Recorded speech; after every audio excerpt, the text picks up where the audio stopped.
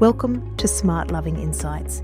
This episode is titled When Mercy is Hard to Do.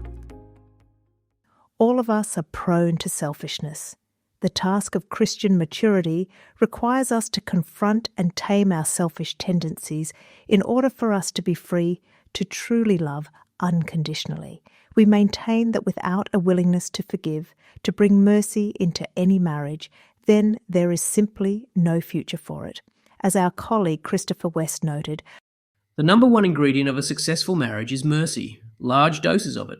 Two broken people trying to love one another until death is a recipe for disaster without mercy. Everyday offences and deficits in our character make it necessary for every couple to practice mercy as a regular, even daily habit. When we fail to do this, minor upsets accumulate into overwhelming piles of resentment and shame that seem to be insurmountable. A number of readers raise the challenges of marital mercy. For example, how being merciful may enable the manipulative and selfish behaviour of a narcissistic spouse, and so further damage the mental health of the merciful spouse. There are a couple of important points to keep in mind in situations like this. Forgiveness is not the same as reconciliation.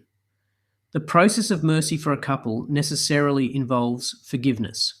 Personally and professionally, we've witnessed how transformative forgiveness can be for the forgiving partner. It opens the door to healing and resolves inner turmoil with near instantaneous effect. But forgiveness is not the same as reconciliation. Reconciliation requires a restoration of relationship, and sometimes this is not wise or even possible. It may be that the offending person is dead, incapacitated, or emotionally too immature to accept their fault and participate in the relationship as a peer. Some time ago, our friend was reeling, yet again, from a vicious verbal attack on her husband by her sister. It was all a misunderstanding on the sister's part, but she was adamant that she wanted nothing to do with him ever again. Both our friend and her husband were angry about the sister's behaviour, but also longing to patch things up. If it had been the first time, they could be reasonably encouraged to do this. But this was an entrenched pattern, and it was clear that the sister was sufficiently emotionally immature to be essentially incapable of confronting her own weakness and truly dreadful behaviour. Instead, they chose to forgive, but not to trust nor expect reciprocal affection. They maturely accepted that a genuine peer relationship was simply not possible. While hard to do, they were able to be merciful without subjecting themselves to ongoing harm. Yes, it did take a little time to process this, but once they did, it freed them to leave the door open for the sister to re-engage with them if she chose, without them standing at the door waiting for her to show up. They were able to get on with life without feeling bitter.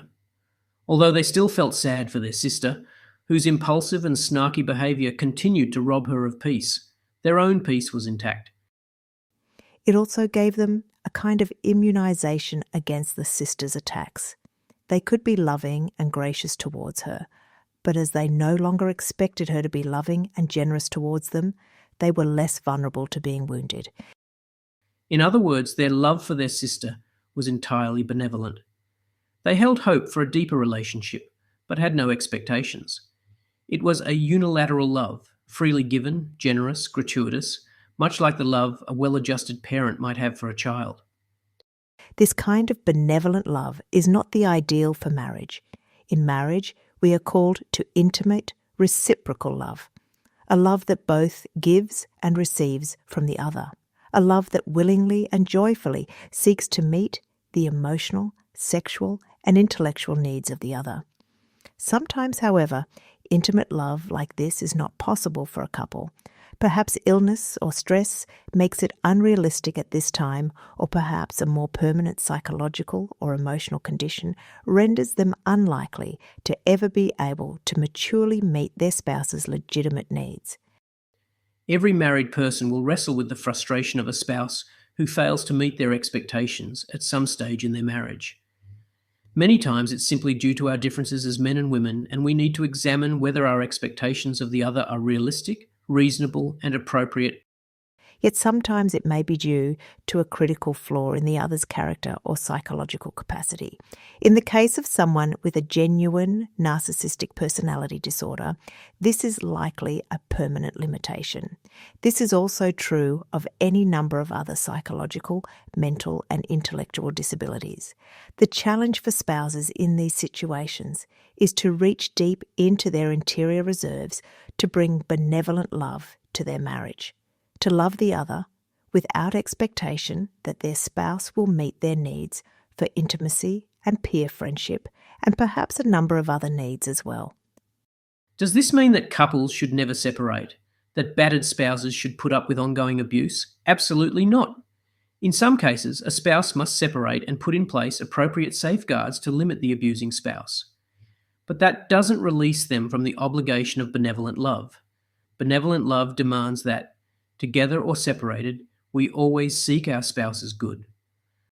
Mercy makes us stronger. It's important to remember that it is not our mercy that makes us vulnerable to being hurt by our spouse. It is our often inappropriate expectations of them. When we love with a benevolent love, we can be generous without putting our interior well-being at risk. We can love without conditions. Is this hard? Oh yes, but it is necessary and indeed possible when we focus on deepening our faith. Whether it's mercy or unconditional love, you can't give what you haven't received. Pope Francis notes that showing mercy to others assumes that we ourselves have had the experience of being forgiven by God, justified by His grace, and not by our own merits. That we have known a love that is prior to any of our own efforts, a love that constantly opens doors, promotes, and encourages. If we accept that God's love is unconditional, then we will become capable of showing boundless love to others. The way of mercy is not only the way of holiness, it is also the way of wholeness. Forgive, not because your spouse deserves it. Forgive them because it makes you free, free to love, free to be in relationship with a limited person without being chewed up in the process.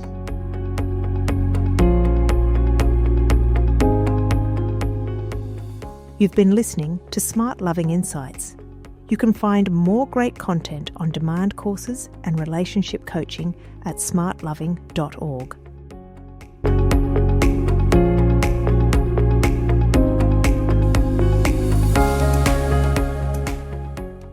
It is easy to get discouraged when there is disconnection in our marriage. Arguments over petty incidents, too busy to romance each other, crowded with other responsibilities. All marriages go through periods where we need a breakthrough in our relationship. The SmartLoving Breakthrough course will teach you how arguments happen, how to manage them better or avoid them altogether. Understand your internal drivers and how your spouse is triggering you. Process the pain of past injuries, making you stronger and less reactive. Visit smartloving.org/breakthrough. The SmartLoving Breakthrough course can be done by a couple or by an individual who is in a marriage that is in distress. Visit smartloving.org/breakthrough to enrol today. Gift certificates are also available should you want to purchase the course for a friend or family member.